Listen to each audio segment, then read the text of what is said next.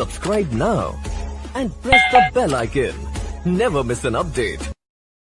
Hello दोस्तों, मैं एनटीआर शर्मा आप लोग का फिर से एनटीआर मैथ्स के यूट्यूब चैनल पर स्वागत करता हूं। आज हम लोग क्लास 9 का चैप्टर नंबर 3 देखेंगे और इस चैप्टर का जो नाम है वो नाम है आपका निर्देशांक ज्यामिति।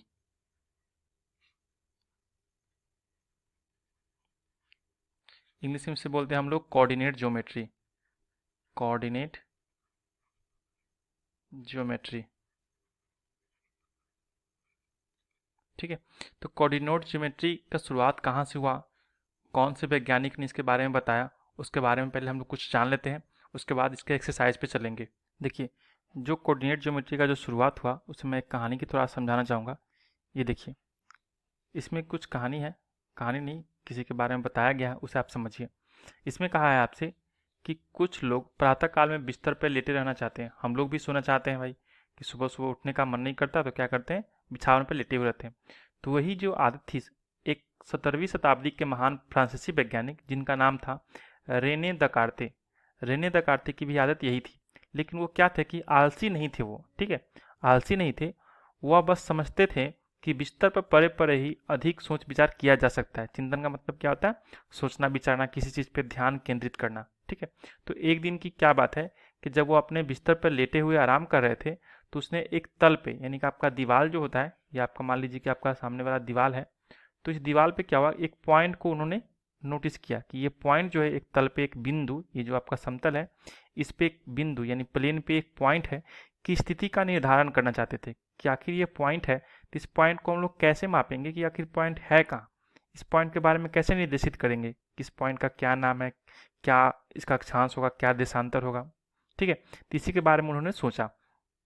जैसा कि आप देखेंगे कि उसकी विधि अक्षांश और देशांतर की पुरानी विचारधारा की एक विकसित रूप है। जैसे कि हम लोग ग्लोब के बारे में जानते हैं, ये आपका ग्लोब होता है, ठीक है, तो ये आपका अक्षांश हुआ और ये आपका देशांतर होता है, ठीक है। तो इसी विधि के आधार पे हम लोग जो यहाँ पे ये प्लेन के बारे में जो आपका रेने दकार्ते जी हैं उन्होंने बताया, ठीक है। तो एक तल की एक बिंदु की स्थिति का निर्धारण करते हुए प्रयुक्त पद्धति को क्या कहते हैं हम लोग, दकार्ते के सम्मान में क्या नाम दिया, कार्तिकीय पद्धति, ठीक है, कार्तिकीय पद्धति। और कार्तिकीय से आप समझिए जो स्टार्टिंग का कार्ती है, कार्ती, तो यहाँ का जो है कार्ते, रेने दकार्ते यानी कार्ते, तो स्टार्ट इनके नाम का अंतिम जो है, जो कार्तिकीय पद्धति है उसके स्टार्टिंग के नाम को मैच करता है और इन्हीं के नाम पे कार्ती पद्धति या फिर कार्तिकीय पद्धति कहा गया है। इंग्लिश में इसको हम लोग बोलते हैं कार्टेशियन सिस्टम, ठीक है। तो इन्हीं के नाम पे बनाया गया। अब चलिए हम लोग एक्सरसाइज पे चलते हैं। आपको याद हो गया कि जो हमारा 2D ज्योमेट्री है आपकी, ठीक है, यानी जो हम लोग चैप्टर पढ़ रहे हैं निर्देशांक ज्यामिति, या आपको 2D ज्योमेट्री भी कहते हैं इसके कभी कभी। तो आपको जो निर्देशांक ज्यामिति है इसकी खोज कौन की, तो रेने दकार्ते जी ने इसके बारे में सबसे पहले बताया, ठीक है। और ये कहाँ के वैज्ञानिक थे, तो फ्रांस के वैज्ञानिक थे, फ्रांसीसी के वैज्ञानिक थे। अब चलते हैं हम लोग एक्सरसाइज पे। एक्सरसाइज में देखिए आपको कहा है कि एक अन्य व्यक्ति को आप अपने अध्ययन मेज पर रखे टेबल लैंप की स्थिति किस तरह से बताएंगे। जैसे यहाँ पे मैंने पिक्चर का प्रयोग किया है, यहाँ पे देखिए ये आपका टेबल है और टेबल पे क्या है, ये आपका यहाँ पे मैंने लैंप लगा रखा है, ठीक है। स्टडी टेबल है मेरा, यहाँ पे लैंप है। तो इस टेबल की जो स्थिति है, यानी कि ये टेबल का जो पोजीशन है, इसे आप कैसे निर्देशित करोगे, कैसे बताओगे कि कहाँ से आपको टेबल लाना है, या फिर किसी को अगर मेजरमेंट करके बताना पड़ेगा तो कैसे बताइएगा। तो इस टेबल के करस्पॉन्डिंग आप क्या कीजिए कि 90 डिग्री का एंगल एक लेंथ साइड में और एक आपको जो विड्थ साइड है, चौड़ाई साइड में, आप लोग क्या करते हो, खींच देते हो। अब क्या करते हैं, जो टेबल का मेजरमेंट है उस मेजरमेंट के अकॉर्डिंग अगर यहाँ से अगर मैं इस लैंप तक नापूँ तो हो सकता है कुछ है। जैसे मैंने माना यहाँ पे कि आपका 25 सेंटीमीटर आया, जबकि लेंथ साइड क्या आया आपका 15 सेंटीमीटर, ठीक है। तो ये जो मैंने पोजीशन बताया, तो मैं कह सकता हूँ कि अगर आप वृत्त से जाते हो यानी कि चौड़ाई की तरफ से, तो आपको 25 सेंटीमीटर की दूरी पर मेरा लैंप मिल जाएगा, ठीक है। और उसी के अकॉर्डिंग अगर आप लेंथ की तरफ से जाते हो तो आपको यहाँ से 15 सेंटीमीटर के दूरी पर आपको लैंप मिल जाएगा। तो यहाँ से आप 50 सेंटीमीटर जाइए और यहाँ से आप 25 सेंटीमीटर जाइएगा, तो जो पोजीशन आपको इंडिकेट होगा वो मेरा लैंप का पोजीशन होगा। तो आप यहाँ पे लैंप की स्थिति के लिए मेजरमेंट अगर लिखना चाहो तो आप लिख सकते हो कि लैंप की स्थिति जो होगी, या तो अगर आप लंबाई के साइड से जाते हो लेंथ के साइड से, तो आप कह सकते हो कि 15 सेंटीमीटर, बाद में चौड़ाई, तो आप बोल सकते हो कि 25 सेंटीमीटर, यानी 15-25 है आपका। ठीक है, या फिर आप इसी चीज़ को ऐसे बोल सकते हो कि चौड़ाई की तरफ से जाते हो तो आप 25 सेंटीमीटर और लेंथ की तरफ से 15 सेंटीमीटर, यानी कि ये दोनों जो ये दोनों आपका पोजीशन है, ये आपका लैंप का ही पोजीशन है। ठीक है, तो ये आपका आंसर हुआ। चलिए अब नेक्स्ट क्वेश्चन देखते हैं। नेक्स्ट क्वेश्चन जो है आपका, इसमें कहा कि एक सड़क योजना के बारे में निर्देशित किया है। इसे गौर से समझेंगे थोड़ा कि एक नगर में दो मुख्य सड़कें होती हैं, ठीक है, जो नगर के केंद्र पर मिलती है। ठीक है, जैसे समझ सकते हैं कि ये मुख्य सड़क यहाँ से गया और एक मुख्य सड़क आपका ऐसे गया, तो यहाँ पे जो ये आपका प्रतिच्छेदित है यानी कि कटान बिंदु, ये आपका क्या है, ये आपका केंद्र पे मिलती है, ऐसा कुछ कहा है यहाँ पे। ये दो सड़कें जो है उत्तर दक्षिण की दिशा और पूर्व पश्चिम की दिशा में है, यानी कि हो सकता है अगर ऐसे है तो ये आपका उत्तर से दक्षिण की तरफ हो, और एक ऐसे हो तो ये आपका पूरब से पश्चिम की तरफ हो। ठीक है, दिशा में है। नगर की अन्य सभी सड़कें इन मुख्य सड़कें के समांतर परस्पर 200 मीटर की दूरी पर है। दैट मीन्स कहने का मतलब ये हो गया कि अगर ये आपका सड़क है, ठीक है, ये आपका सड़क है, तो बाकी जो सड़कें हैं तो इस सड़क से क्या है 200 मीटर के डिस्टेंस पे बिल्कुल पैरेलल है। अगर ये सड़क का डिस्टेंस देखें तो यहाँ से भी क्या है, बिल्कुल पैरेलल है 200 मीटर के। ये आगे भी हो सकती है और नीचे भी हो सकती है, ये इधर भी हो सकता है और आपका ये इधर भी हो सकता है, लेकिन दोनों सड़कों के बीच में डिफरेंस कितने हैं, 200 मीटर का यहाँ पे दे रखा है, 200 मीटर की दूरी है। प्रत्येक दिशा में लगभग 5 सड़कें हैं। प्रत्येक दिशा में कितनी सड़कें हैं, 5 सड़कें हैं, यानी एक सड़क और आप बना लीजिए और यहाँ भी 5 सड़क बना लीजिए, 4 हुआ और ये आपका ये 5 हुआ सड़क। ठीक है, ऐसे आपकी 5 सड़कें हैं।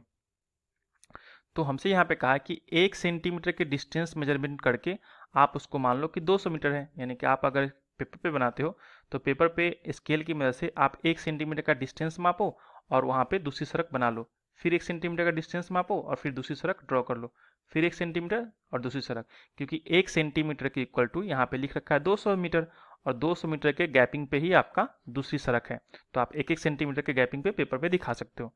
ठीक है, और नोटबुक में नगर का एक मॉडल तैयार कीजिए। सड़कों को एकल रेखाओं के में निरूपित कीजिए, यानी कि अगर एक सड़क है तो आप इसके लिए 2 रेखा नहीं, सिर्फ सिंगल 1 लाइन क्लिक कर दीजिए। ठीक है, एक लाइन खींच दीजिए, ये आपका सड़क को निरूपण हो जाएगा। ठीक है, आगे चलते हैं कि आपके मॉडल में एक दूसरे को काटती हुई अनेक क्रॉस स्ट्रीट आती होंगी। जैसे देखिए ये जो हमारा सड़क का डिजाइन है, यहाँ पे देखिए एक यहाँ भी आपका ड्रॉ हो रहा है कटान बिंदु, एक यहाँ पे भी है, एक यहाँ पे भी है, एक यहाँ पे भी है, एक यहाँ पे भी, बहुत सारी कटान बिंदु आ रही है। तो यहाँ पे ये क्या कह रहा है कि अनेक क्रॉस स्ट्रीट यानी कि कटान बिंदु, जिसे बोलते हैं चौराहा, चौराहे हो सकती है, तो बहुत सारे चौराहे हैं। यहाँ पे देखिए चौराहा हम उसे बोलते हैं जैसे कि यहाँ से अब 4 रास्ता निकलेगा, जो भी चौराहा होता है वहाँ से एक डायरेक्शन ये, एक डायरेक्शन ए, एक डायरेक्शन ए और एक डायरेक्शन ए। ठीक है, इसे हम लोग क्या बोलेंगे, चौराहा। चौराहा यानी जहाँ से चारों दिशा में 4 रास्ते जाते होंगे। एक विशेष क्रॉस स्ट्रीट को 2 सड़कों से बनी है, जिसमें